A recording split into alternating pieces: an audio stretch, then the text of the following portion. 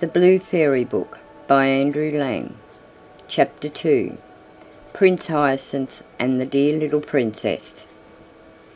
Once upon a time there lived a king who was deeply in love with a princess, but she could not marry anyone, because she was under an enchantment. So the king set out to seek a fairy, and asked what he could do to win the princess's love. The fairy said to him, "You know that the princess has a great cat, which she is very fond of. Whoever is clever enough to tread on the cat's tail is the man she is destined to marry." The king said to himself that this would not be very difficult, and he left the fairy, determined to grind the cat's tail to powder rather than not tread on it at all.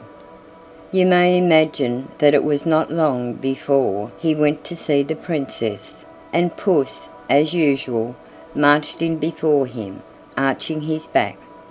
The king took a long step, and quite thought he had the tail under his foot, but the cat turned round so sharply that he only trod on air. And so it went on for 8 days, till the king began to think that this fatal tail must be full of quicksilver. It was never still for a moment. At last, however, he was lucky enough to come upon Puss fast asleep, and with his tail conveniently spread out. So the king, without losing a moment, set his foot upon it heavily.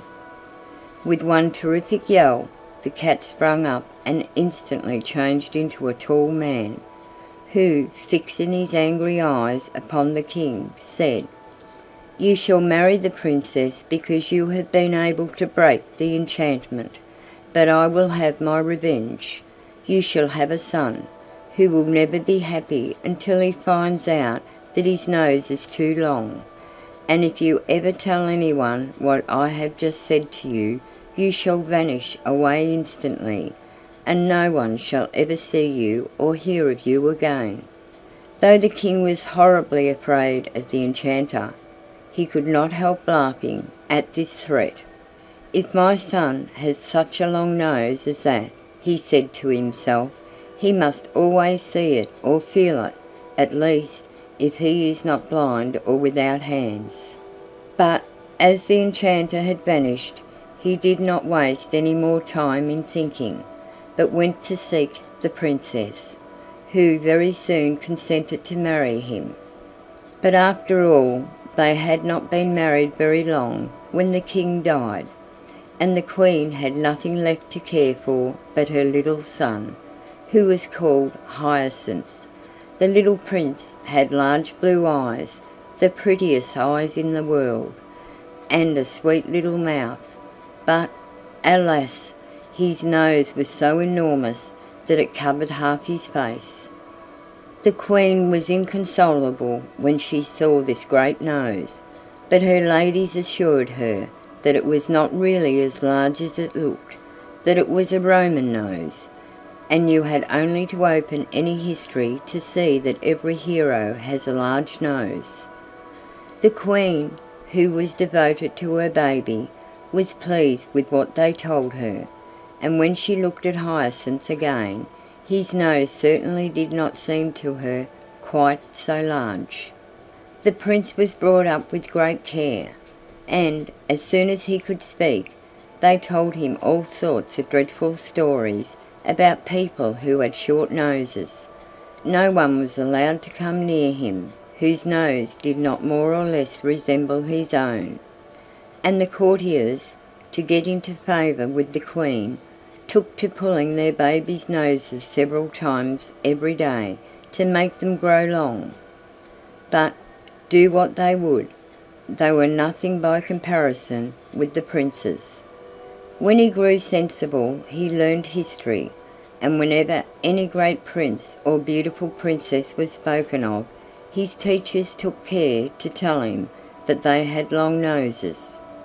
His room was hung with pictures, all of people with very large noses, and the prince grew up so convinced that a long nose was a great beauty, that he would not on any account have had his own a single inch shorter.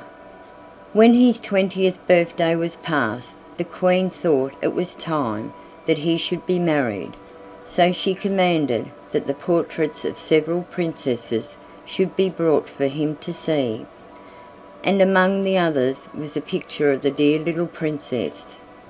Now she was the daughter of a great king, and would some day possess several kingdoms herself, but Prince Hyacinth had not a thought to spare for anything of that sort. He was so much struck with her beauty. The princess, whom he thought quite charming, had, however, a little saucy nose, which, in her face, was the prettiest thing possible, but it was a cause of great embarrassment to the courtiers, who had got into such a habit of laughing at little noses that they sometimes found themselves laughing at hers before they had time to think. But this did not do at all before the Prince, who quite failed to see the joke, and actually banished 2 of his courtiers who had dared to mention disrespectfully the dear little princess's tiny nose. The others, taking warning from this, learned to think twice before they spoke, and one even went so far as to tell the Prince that, though it was quite true that no man could be worth anything unless he had a long nose, still a woman's beauty was a different thing, and he knew a learned man who understood Greek, and had read in some old manuscripts that the beautiful Cleopatra herself had a tip-tilted nose. The Prince made him a splendid present as a reward for this good news, and at once sent ambassadors to ask the dear little princess in marriage. The King, her father, gave his consent, and Prince Hyacinth, who in his anxiety to see the princess had gone 3 leagues to meet her, was just advancing to kiss her hand when, to the horror of all who stood by, the enchanter appeared as suddenly as a flash of lightning, and, snatching up the dear little princess, whirled her away out of their sight. The Prince was left quite inconsolable, and declared that nothing should induce him to go back to his kingdom until he had found her again, and refusing to allow any of his courtiers to follow him, he mounted his horse and rode sadly away, letting the animal choose his own path. So it happened that he came presently to a great plain, across which he rode all day long without seeing a single house, and horse and rider were terribly hungry, when, as the night fell, the Prince caught sight of a light which seemed to shine from a cavern. He rode up to it, and saw a little old woman who appeared to be at least 100 years old. She put on her spectacles to look at Prince Hyacinth, but it was quite a long time before she could fix them securely because her nose was so very short. The Prince and the Fairy, for that was who she was, had no longer looked at one another than that they went into fits of laughter, and cried at the same moment, "Oh, what a funny nose!" "Not so funny as your own," said Prince Hyacinth to the Fairy. "But, madam, I beg you to leave the consideration of our noses, such as they are, and to be good enough to give me something to eat, for I am starving, and so is my poor horse." "With all my heart," said the Fairy, "though your nose is so ridiculous you are.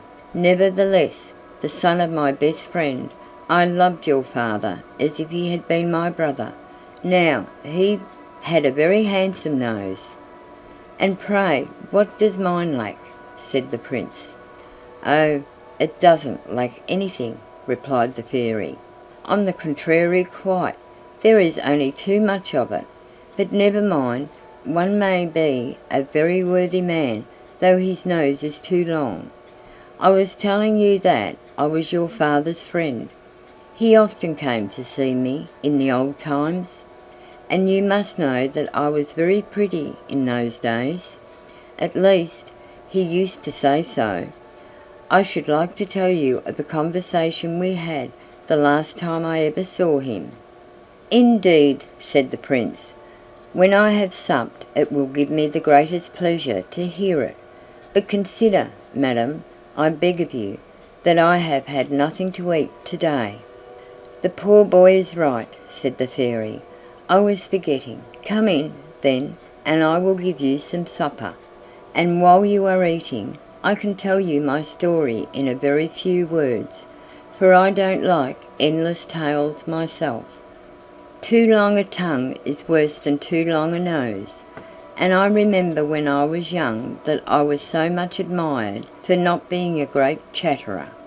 They used to tell the Queen, my mother, that it was so, for though you see what I am now, I was the daughter of a great king, my father."